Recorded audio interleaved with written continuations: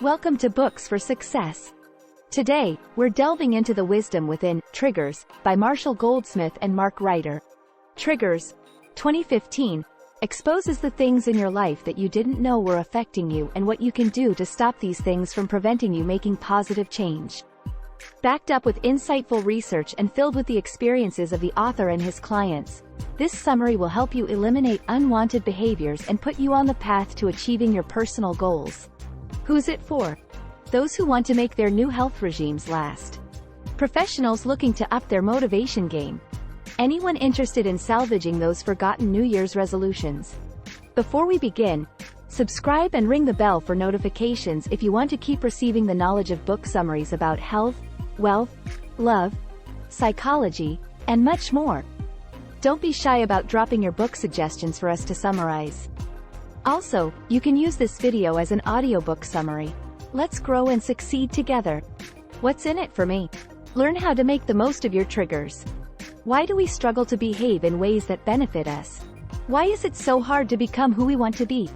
The answer is triggers. Many things can trigger us to behave contrary to our desires. Foremost among these is our environment. For example, seeing an advert for a juicy hamburger can trigger our desire to eat one, even if we also want to stick to that new diet. But we can master our triggers and make better, more rational decisions. We just need to learn how.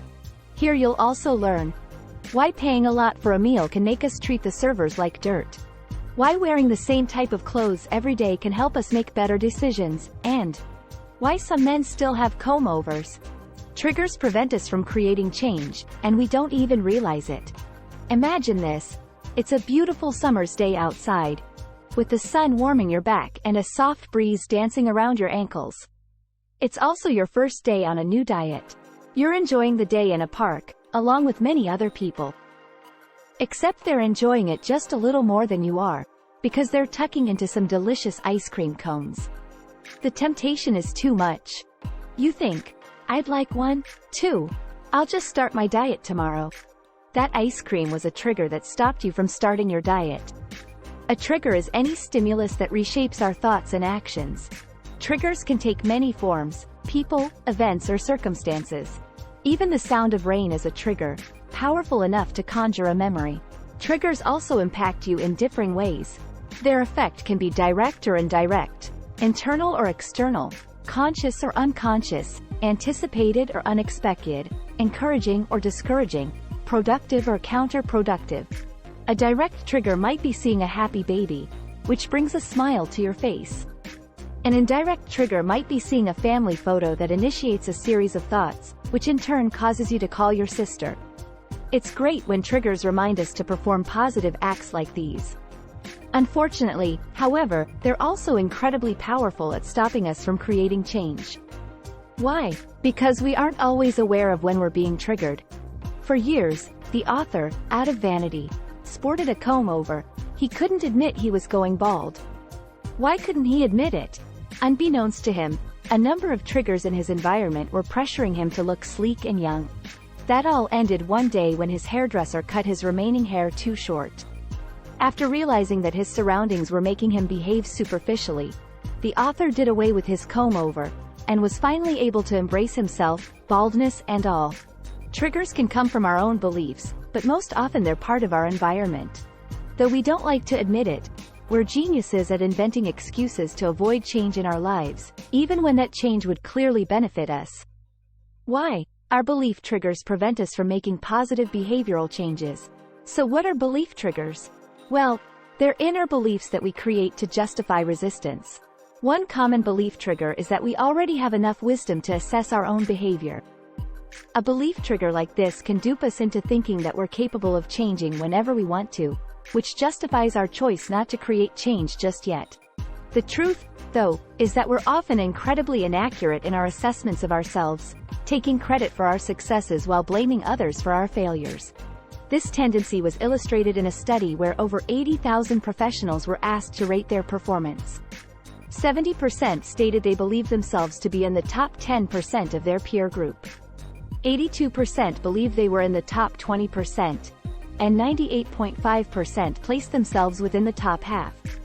But, of course, not everyone can be at the top. In this way, internal triggers are often serious stumbling blocks along our path towards self-improvement. But it's external triggers, the ones we find in our environment, that have an even stronger influence over us. How? Consider how some people pay a lot of money for a meal and automatically think they're entitled to royal treatment, and therefore treat friendly waiters rudely. When outside the restaurant, however, these same people act politely. This shows how different environments can really change people's behavior, often for the worse. If we're not aware of these kinds of environment-induced changes, we'll continue to behave in undesirable ways and fail to be the people we want to be. Avoid acting on impulse by giving yourself feedback. If triggers are what hold us back from being better people, then the solution is simple: identify the triggers that affect us. Well, it's easier said than done. We often don't even know that we're being influenced by triggers in our environment. So how can we increase our awareness of triggers? One way to start identifying your triggers is by giving yourself feedback. Try the following exercise. Pick a behavioral goal you're still pursuing, exercising in the morning, perhaps. Next, list the people and situations that influence whether you achieve this goal. Maybe the urge to read your emails stops you from exercising. Then, determine which triggers motivate you. Remember, ideally you should be triggered by things you want and need, such as praise and money. Checking emails, for instance, is something you want to do, but don't really need. Identifying your triggers connects them to your behavior. So by identifying the pleasure situation, checking emails, that stops you from exercising in the morning, you might realize that that's not an ideal time for you to exercise. Perhaps exercising in the afternoon with a friend who can simultaneously encourage you with praise would be better. Identifying these triggers helps us avoid acting on impulse. Between the trigger and the eventual behavior it results in, we develop a sense of awareness that enables us to identify the trigger. Acting against it then becomes a choice we're free to make. For example, the author himself was caught up in his impulses as his interview on the Today Show came to an end. He'd been enjoying himself so much that his instinct was to say, "No, let's keep going." But he was aware that he was under the influence of an environmental pleasure trigger. So, rather than embarrassing himself on national television, he said, "Thank you for having me," and left feeling pleased with how the interview had gone. Lead your change well by understanding and adjusting to your environment. Unfortunately, we're often faced with environments that are more hostile than supportive. Just think of the numerous times your surroundings have prevented you from focusing on your work. Negative environments are hard to change, but by adapting your own approach, you can nip those negative triggers in the bud. When you begin to make changes in your life, you're a leader of your own behavior, and as a leader, you'll need to assess what needs to be accomplished. This requires that you choose your leadership style accordingly. If what you need to do must be performed in a very specific way, you might tackle the project in a determined, step-by-step manner. Take Rennie, a senior partner at a law firm. He always carried an index card that read, "Don't confuse your staff. Don't give the same assignment to more than one person." This helped him direct his own behavior during staff meetings. Another way to deal with environmental triggers is to try and forecast the environment and see if it should be avoided entirely, or if you can adjust yourself a bit. For example, high-flying tech executive Saki anticipated how her low-income friends in India would react to details about her job.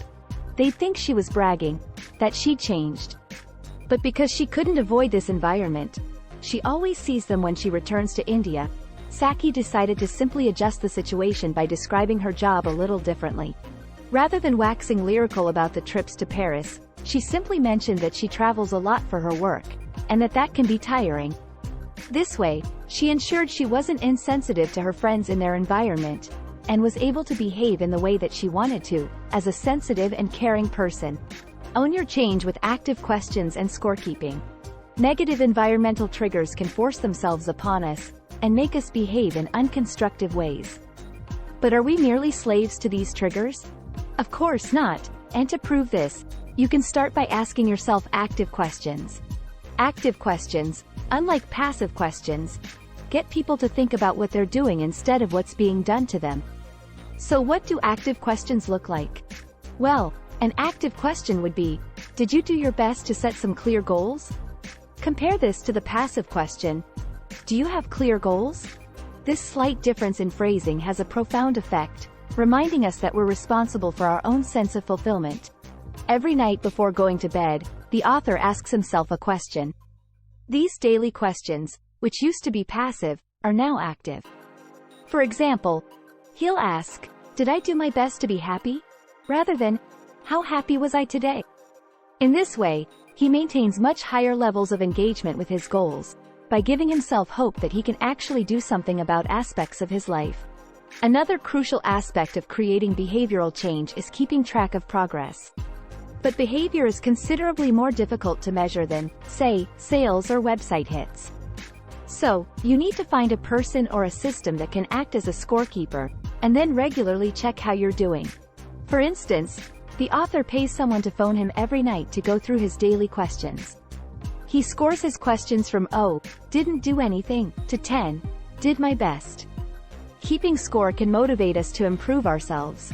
For instance, when we repeatedly see zeros on the scorecard, this can motivate us to put more effort into making a change. Structure and routine help us avoid exhaustion. You're finally home after a day of hard work, and although you've got some thank you cards to write, you slump down on the couch and start watching TV. It's a scene we all know, in its various shapes and forms. Why is it that our discipline slackens by day's end? It's not because we're inherently weak. We simply become depleted throughout the day. In fact, in the 1990s, psychology professor Roy F. Baumeister proposed that the limited ego strength we have becomes depleted throughout the day as we resist temptation, make decisions, and exercise our willpower in other ways. He named this phenomenon ego depletion, and it's one of the crucial ways in which our environment and its triggers can affect us negatively. But once we become aware of it, we can become adept at combating it. The best way to overcome ego depletion is by creating structure. We can develop structure in our lives by looking at decisions we have to make every day, and then eliminate those decisions by making a choice and sticking to it. With fewer hours spent on attempting to make sensible decisions, we conserve some of our ego strength. The author has many structures that help him stay on top. He only wears khaki pants and green polo shirts to work, so he never has to deliberate over an outfit.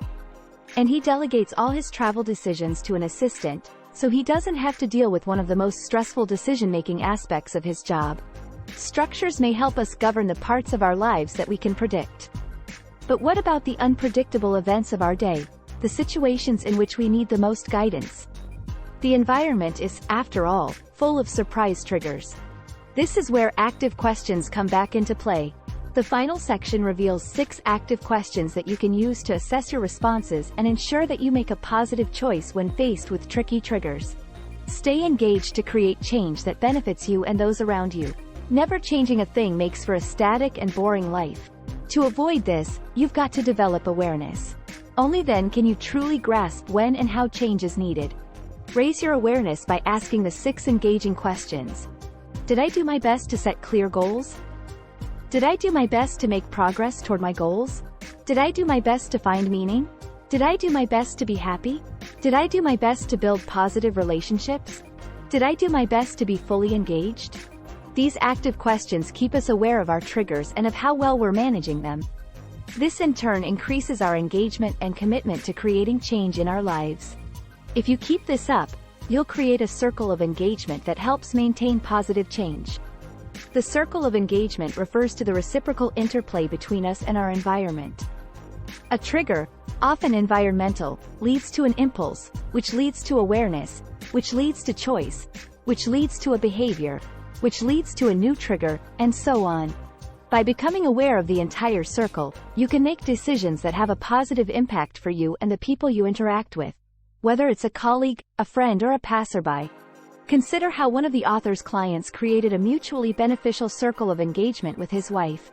His wife needed someone to talk to. This triggered the man to stop what he was doing and just listen. He could have had several other impulses, of course, but by staying aware of these impulses, he was able to make the best decision for both himself, listening being a behavior he'd wanted to improve, and his wife, who felt much better once she'd expressed her concerns. This is just one of the ways that an awareness of impulses can help you respond to the right triggers, and produce positive exchanges along the way. Final words. The key message in this book. Our environment is full of hidden triggers that shape everything we say and do. This can make creating change difficult, but by becoming aware of our triggers, we can create new responses to them.